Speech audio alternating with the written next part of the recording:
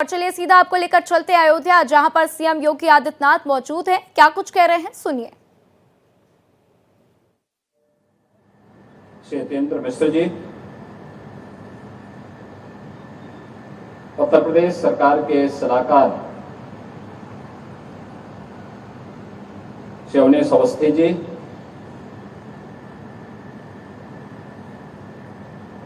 पद्म पुरस्कार से सम्मानित सुप्रख्यात कलाकार श्रीमती मालिनी अवस्थी जी, चंद्र प्रकाश द्विवेदी जी, श्री प्रविंदर सिंह जी, अनंत विजय जी,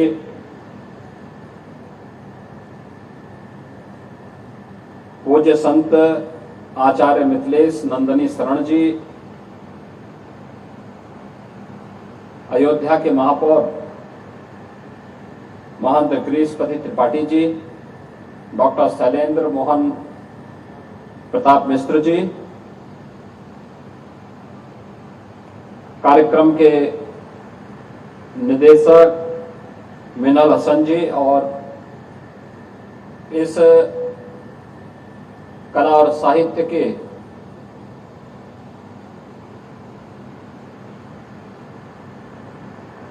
मिनी कुंभ में उपस्थित सभी बहनों और भाइयों, अयोध्या में अपने आप में आधुनिक समय का यह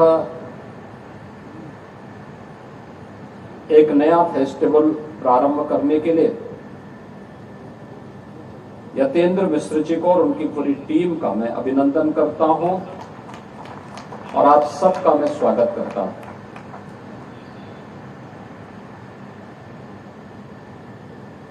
अयोध्या भारत के सनातन धर्म की एक आधार भूमि है, सप्तपुरियों में प्रथम पुरी है। सनातन काल से ही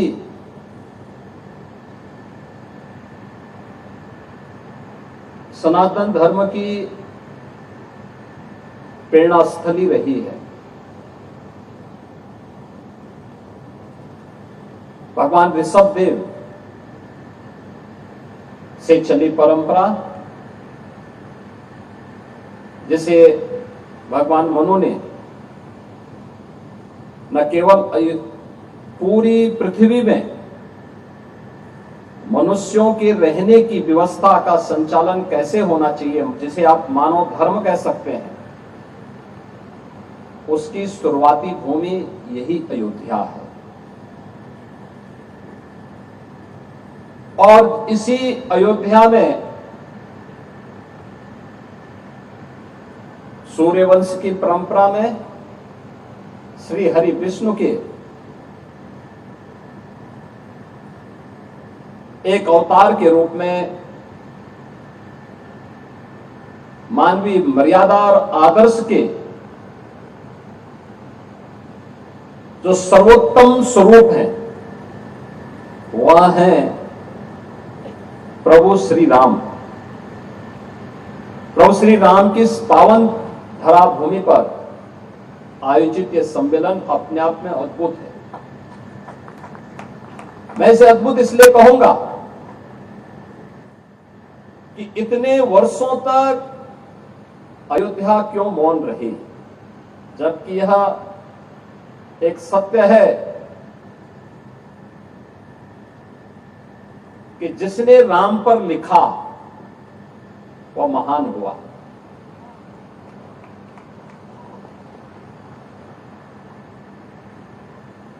महर्षि नारद ने भी महर्षि वाल्मीकि को एक ही बात कही। जब वाल्मीकि के मुंह पर एक छंद फूट रहा था तो उन्होंने कहा, मैं किसको समर्पित करूं? तो नारद जी ने उन्हें प्रेरणा दी कि इस धरती पर लिखने के लिए कोई एक महामानव है जो ईश्वरीय सत्ता का संचालन कर रहा है, वह केवल राम है। राम पर लिखोगे तो लेखनी धन्य हो जाएगी और महानता को प्राप्त करेगी। व्यावहारिक संस्कृत का दुनिया का पहला महाकाव्य रामायण बन गई। और याद करिए, वह आधार भूमि बनती है साहित्य की। हम वैदिक संस्कृत से व्यावहारिक संस्कृत में आ गए। व्यावहारिक संस्कृत से कैसे अपनी लेखनी को धन्य करना है, यह अगर सीखना है तो महर्षि वाल्मीकि के शरण में जाइए, जिन्होंने राम को आधार बना करके महाकाव्य की रचना कर डाली। उससे पहले उस प्रकार का महाकाव्य किसी ने नहीं रचा था। लेकिन मर्यादा पुरुषोत्तम भगवान राम उसकी आत्मा बने, अयोध्या उसका आधार बना,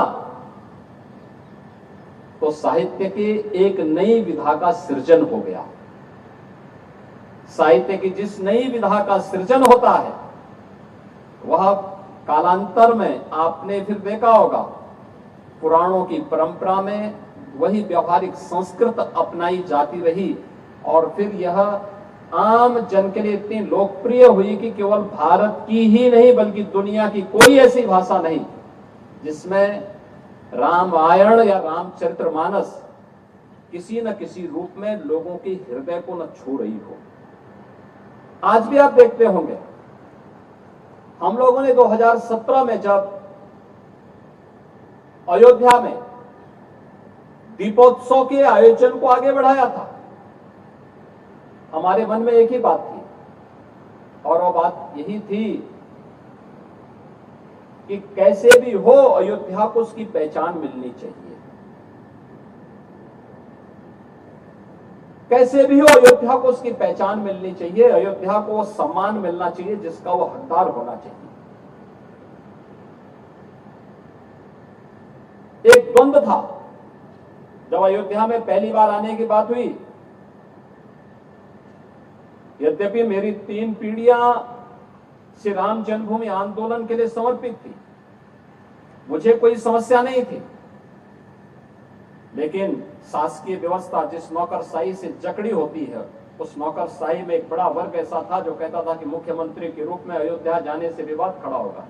हमने कभी विवाद खड़ा होता तो होने दीजिए, लेकिन अयोध्या के बारे में कुछ सोचने की आवश्यकता है।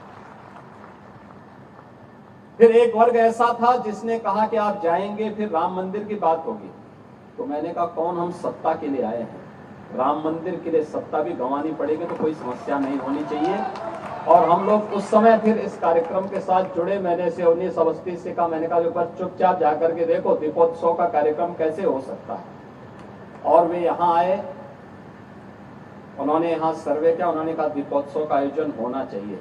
मैंने कहा मैं जाऊंगा, दीपोत्सव करते करते बीच में फिर राम मंदिर की बात उठेगी तो इसको क्या करेंगे।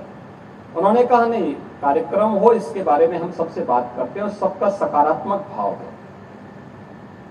और आज आप देख रहे होंगे दीपावली के एक दिन पहले अयोध्या का दीपोत्सव अयोध्या का एक फेस्टिवल बन गया, एक पर्व बन गया है। लाखों की संख्या में श्रद्धालु आते हैं और मैं मानता हूं यह शुरुआत थी अयोध्या में राम जन्मभूमि बनने की शुरुआत थी, राम जन्मभूमि की आधारशिला रखने की एक शुरुआत थी। अभी मैं जन्मभूमि दर्शन करके आ रहा हूं। मैं गत वर्ष अयोध्या में आए हुए श्रद्धालुओं की संख्या को देख रहा था और मैंने 2015-16 में भी कितने श्रद्धालु यहाँ आए, 16-17 में कितने आए, वो आंकड़ों को भी देख रहा था। एक समय था जब पूरे वर्ष भर में केवल 2,34,000 श्रद्धालु यहाँ पर आए थे 16-17 में। और मैं गत वर्ष के आंकड़े देख रहा था, गत वर्ष अयोध्या धाम में श्रद्धालुओं की संख्या आई थी 16 करोड़। आप अनुमान करिए क्या 2,34,000 और 16 करोड़ में कोई अंतर ही नहीं है। अभी आप देख रहे होंगे लाखों लोग अयोध्या में आज भी दर्शनार्थ आए थे। लोग चाहते थे, लेकिन लीडरशिप का अभाव था। लोग उसको आगे नहीं बढ़ने देना चाहते थे, सही जानकारी और सही तथ्यों को सामने नहीं आने देना चाहते थे। लेकिन हम सब आभारी हैं प्रधानमंत्री मोदी जी के, जिन्होंने विरासत और विकास को एक साथ जोड़ करके भारत की परंपरा को उस गौरव के साथ आगे बढ़ने के लिए प्रेरित किया। और मुझे लगता है कि आज के दिन पर वह लेखनी का आधार बनना चाहिए, क्योंकि जो लेखनी आज होगी वह आने वाली पीढ़ी के लिए धरोहर बनेगी, आने वाली पीढ़ी के लिए एक प्रेरणा बनेगी। कैसे भारत का नेतृत्व बदलने के साथ ही भारत एक नए भारत के बारे में सोचने लग गया, एक भारत श्रेष्ठ भारत के बारे में सोचने लग गया। एक समय था जब भारत का वासी अपने आप को भारतीय कहने में थोड़ा संकोच करने लग गया था। उत्तर प्रदेश का वासी अपनी पहचान को छुपाता था। ज्यादा समय नहीं, 1 दशक पहले की स्थिति थी, और आज क्या परिवर्तन आया है। जो नहीं भी होगा उत्तर प्रदेश का, वो भी कहता मैं भी उत्तर प्रदेश का हूं। जो नहीं भी होगा भारत का, वह कहेगा कि मैं भारतीय हूं। और मैं सच कहूं, दुनिया में ये स्थिति है। मुझे एक बार यूरोप में जाने का अवसर प्राप्त हुआ। मैं ऐसे ही निकला घूमने के लिए, एक टैक्सी पकड़ी। मैंने उससे पूछा, मैंने कहा भाई मुझे टैक्सी वाला भारत ऐसा लग रहा था जैसे भारतीय हो, तो मैंने उससे पूछा कहां के रहने वाले हो? उसने कहा पंजाब। फिर मैंने कहा पंजाब कहां से? और थोड़ा ठिठका। मैंने कहा पंजाब का बोल रहा है, कोई बोल अमृतसर का बोलेगा, लुधियाना का बोलेगा, या किसी पंजाब के किसी कस्बे का बोल देगा। मैंने कहा क्यों, पंजाब से चुप क्यों गए? कहा साहब पाकिस्तान का रहने वाला हूं, पाकिस्तान वाले पंजाब से। तो मैंने कहा तुमने इंडिया क्यों कहा? तुमने भारतीय क्यों कहा? उसने कहा साहब भारतीय कहने पर हम लोग सेफ रहते हैं, अगर हम पाकिस्तान का बोल दें तो पता नहीं क्या हो जाए। यह स्थिति आज दुनिया के अंदर है। भारत के प्रति सम्मान का भाव है, लेकिन जिन्होंने दुनिया को आतंकवाद दिया उनके प्रति उतनी ही नफरत का भाव दुनिया के मन में भी है। और इसीलिए अयोध्या यह लेखनी का भी एक आधार है, साहित्य की आधार भूमि भी है। कौन सी ऐसी भाषा है भारत की या दुनिया की जिसने वाल्मीकि रामायण को आधार बना करके वहां की शैली में रामायण रचा हो?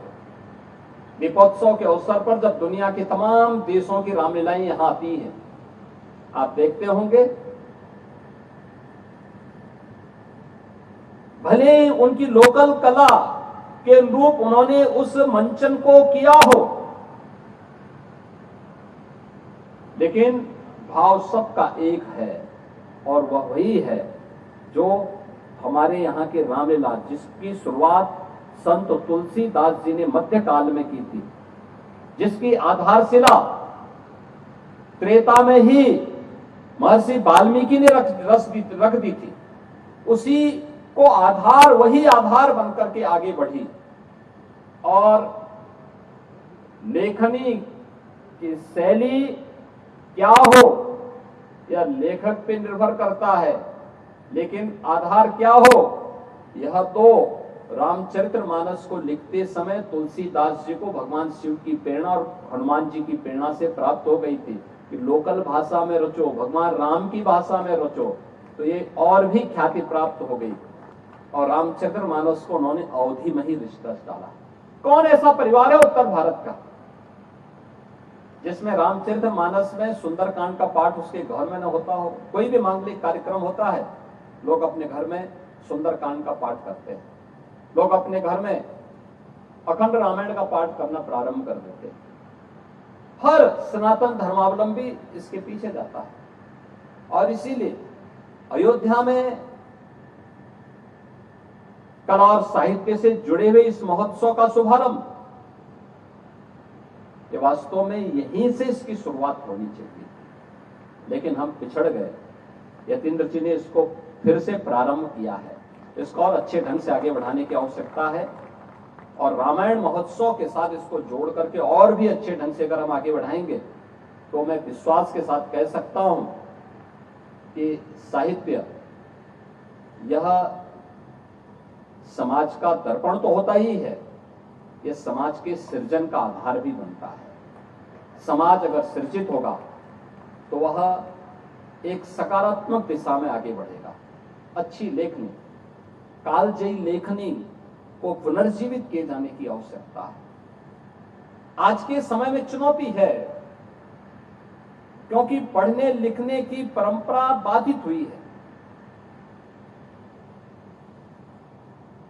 डिजिटल मीडिया ने, सोशल मीडिया ने अनेक बैरियर खड़े किए हैं, लेकिन इन बैरियर को पार करते हुए भी अगर हम कोई रास्ता फिर से बना सकें, कोई कालजयी रचना के सृजन का मार्ग इस प्रकार के लिटरेचर फेस्टिवल के माध्यम से आगे बढ़ा सकेंगे तो निश्चित ही साहित्य के लिए भी, समाज के लिए भी वह अत्यंत उपयोगी साबित होगा।